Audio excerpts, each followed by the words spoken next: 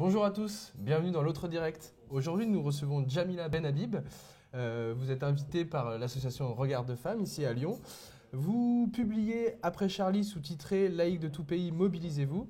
Bonjour Jamila Benhabib. Bonjour. Plus d'un an après la tuerie de Charlie Hebdo, où en est l'après Charlie? L'après Charlie se vit dans la douleur évidemment, mais aussi dans la résistance, compte tenu de l'enjeu qui est sauvegarder la démocratie, défendre la démocratie contre ses ennemis. Et à l'heure actuelle, ces ennemis portent un nom, ce sont les islamistes qui se sont attaqués à Charlie Hebdo, mais pas seulement, qui ont récidivé le 13 novembre dernier. Et donc il s'agit de mener ce combat multidimensionnel contre les ennemis de la démocratie. L'après Charlie, c'est un combat? Évidemment, bien sûr, l'après Charlie, c'est un combat qui se construit à chaque jour. D'ailleurs, chacun dans son domaine y contribue. D'une façon remarquable, les Français sont restés dignes dans leur volonté de résister, mais ce combat est très très difficile. Il ne fait que commencer. En reprenant les mots de journaliste de Marianne, dans votre livre, vous écrivez que les gens de Charlie sont aussi morts de trop de solitude. Est-ce que vous pensez que leurs successeurs sont toujours autant seuls? Non, ça a changé. Ça a changé parce que la boucherie a brisé l'isolement, malheureusement, j'ai envie de dire. Mais c'est très important pour moi de restituer l'isolement dans lequel vivait Charlie Hebdo, parce qu'il y a eu deux moments avant l'exécution. Donc il y a eu ce terrible moment qui est en soi l'exécution physique, mais avant cela, il y a eu aussi l'exécution publique, politique de Charlie Hebdo, compte tenu du fait que leurs détracteurs, c'est-à-dire ces intellectuels de la gauche communautariste, qu'on appelle les islamo-gauchistes, les ont accusés d'être des racistes, des islamophobes. Et donc, ça les a marginalisés sur la scène médiatique, sur la scène politique, ça les a fragilisés. Et ils les ont largués. Alors évidemment, il y a eu des soutiens. Je ne veux pas dire que personne ne les a soutenus, mais ils en avaient si peu de soutien compte tenu de l'enjeu qui était évidemment défendre la liberté d'expression selon les normes de la République. Justement, vous parlez de ces lâchetés des médias dominants, d'automates de la pensée du politiquement correct. Qui sont-ils? C'est les médias dominants. C'est les médias dominants d'abord qui ne veulent pas identifier le mal, qui sont toujours dans cette espèce d'ambiguïté.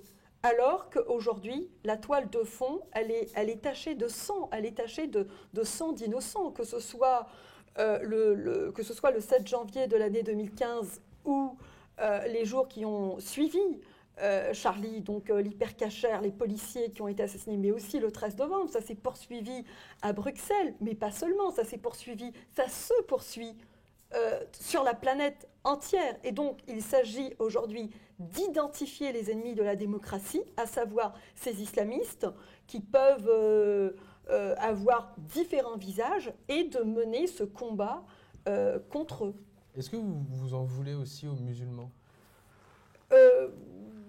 Leur en vouloir, non, je leur en veux pas. Des fois, vous avez des pages assez dures sur ces pays, l'Égypte, qui soutiennent des dictatures, juste comme ça.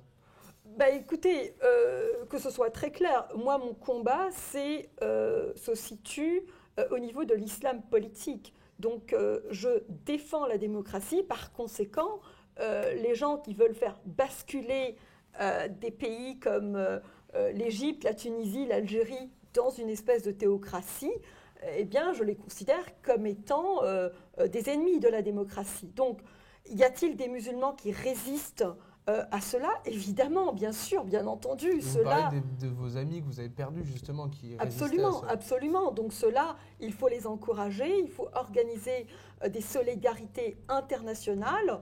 Et il s'agit donc pour nous de donner aussi un écho à leur combat ici en France ou ailleurs dans le monde. Beaucoup de médias dominants donnent la parole à ces gens-là. Non, si peu, très peu. Écoutez, trop peu. On a vu beaucoup Kamel Daoud, Boualem Sansal qui préface votre livre. On les a vus beaucoup dans les médias français. Non, je considère que nous n'avons pas la parole comme on aurait souhaité l'avoir. Je veux dire, écoutez, on ne va pas se le cacher, les islamistes travaillent donc sur tous les fronts. Ils ont un écho considérable au niveau politique, au niveau des responsables politiques, au niveau aussi des médias dominants, ils occupent un espace considérable. Quel écho ont-ils aujourd'hui? Par exemple, donnez-nous des exemples d'échos qu'ils peuvent avoir dans nos médias. Bah, écoutez, l'islam officiel de France, c'est un islam qui est détenu en grande partie par des islamistes. C'est l'islam officiel, donc c'est celui avec lequel les politiques ont des contacts Et vous ne fréquents. pensez pas que l'islam peut devenir séculaire et s'inscrire dans une démocratie comme ont pu le faire les chrétiens Ben oui, j'espère bien. Je veux dire, moi, mon combat, c'est précisément faire avancer la séparation des pouvoirs politiques et des pouvoirs religieux. Donc, il ne peut y avoir de démocratie sans une séparation des pouvoirs politiques et des pouvoirs religieux, donc sans laïcité. Très bien, ça sera le mot de la fin. Merci Jamila Benhabib.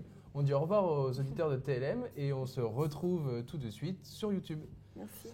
On est toujours ensemble sur YouTube Mon cette téléphone, fois-ci. vous avez vu, C'est votre remarqué. téléphone qui a sonné, c'est très bien, c'est les conditions du direct. Vous reprenez les mots d'Hannah Arendt en parlant de banalité du mal. Vous pensez que le mal est dans tout un chacun aujourd'hui? Ben, écoutez, la frontière entre la vie et la mort est ténue et fragile. Et la frontière, précisément, entre la démocratie et la barbarie est aussi fragile. Donc c'est en ce sens que Hannah Arendt a utilisé ce concept-là de la banalité du mal. Et lorsqu'elle décrit le totalitarisme à son époque, eh bien, il ressemble étrangement au totalitarisme islamiste que l'on vit actuellement. Donc il me semblait que c'était un concept qui méritait d'être revisité à l'heure actuelle. Vous parlez aussi d'engager la bataille idéologique sans plus tarder. Comment vous voyez l'avenir? Ben, la bataille idéologique, elle se fait sur tous les terrains. D'abord, elle se fait à l'école, elle se fait sur la question des droits des femmes, par exemple. Vous avez vu toute la polémique autour du voile islamique, toute la polémique autour de la mode soi-disant islamique et ainsi de suite. Donc les islamistes connaissent l'Occident par cœur, ils connaissent ses failles, ils connaissent ses brèches et par conséquent, ils arrivent à utiliser la démocratie, ils arrivent à détourner la démocratie et à la retourner contre elle-même. Donc il a une longueur d'avance. Sur les démocraties occidentales. Et par conséquent, il s'agit de mieux connaître, de mieux identifier ce mal, qui est donc l'islam politique, une idéologie totalitaire qui a d'abord fait son chemin au Moyen-Orient, au Maghreb, dans les pays musulmans, et qui chemine aujourd'hui tranquillement, qui aussi sinon parfois rejeté violemment. dans les pays musulmans. Ah oui, tout à fait. Ça a mais été bien rejeté en entendu. Égypte, en partie, en Tunisie aussi. Oui, tout à fait, bien Donc sûr. il y a un espoir qui est possible. Mais évidemment, bien sûr qu'il y a un espoir qui est possible, parce qu'à chaque fois qu'il y a une résistance, il y a de l'espoir. Et en effet, l'espoir existe. Vous êtes plutôt pessimiste ou optimiste? Non, moi je suis lucide.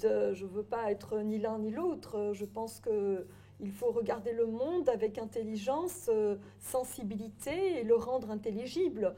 Donc moi j'ai cette chance d'avoir vécu en Algérie, d'avoir vu de près donc, de quoi avait l'air cette bête, ce monstre. Et par conséquent, je témoigne de ce que j'ai vécu. Et je vois ce même monstre se déployer autant en Europe qu'en Amérique du Nord, au Québec où je vis depuis Même au Québec. très longtemps déjà, bien sûr, depuis plus de 15 ans déjà, bien entendu. Ma dernière question, ce serait, vous parlez de la chute des idéologies au cours de la fin du XXe siècle, le communisme, pour ne pas le citer. Aujourd'hui, la laïcité fait plus vraiment recette. On voit qu'il y a vraiment un retour du religieux. Comment aujourd'hui réarticuler désir de laïcité dans le monde actuel où ça fait plus recette? Je ne suis pas vraiment d'accord avec votre analyse parce que précisément, le retour du religieux pose la question de la démocratie. Si la démocratie s'appuie par exemple sur des lois religieuses, peut-on véritablement considérer que c'est une démocratie? Absolument pas. Et donc, il y a aujourd'hui une volonté dans le monde eh bien, de revisiter la laïcité. Je reviens précisément de Pologne, où là, l'Église catholique donc, fait son chemin, pèse de tout son poids, et j'ai marché avec des laïcs polonais qui, eux, demandaient à ce que l'Église n'intervienne plus dans les affaires de la cité. Donc la laïcité, c'est ce qui nous permet de vivre ensemble, croyants et non-croyants, et d'être aussi à égalité. La laïcité, c'est aussi le ferment qui protège les droits des femmes, les droits des enfants, les droits des homosexuels, la liberté d'expression. Bref, la laïcité, c'est ce qui rend possible l'exercice de l'ensemble des libertés qui existent dans notre société moderne. C'est l'horizon de la démocratie. Ah, tout à fait, tout à fait. C'est le préalable, je dirais, de la démocratie et en même temps son horizon. Donc il ne peut y avoir de démocratie sans laïcité.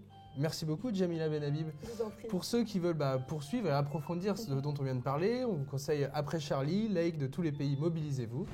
On vous remercie tous d'avoir suivi cette Autre Direct et on se retrouve la semaine prochaine pour une nouvelle émission.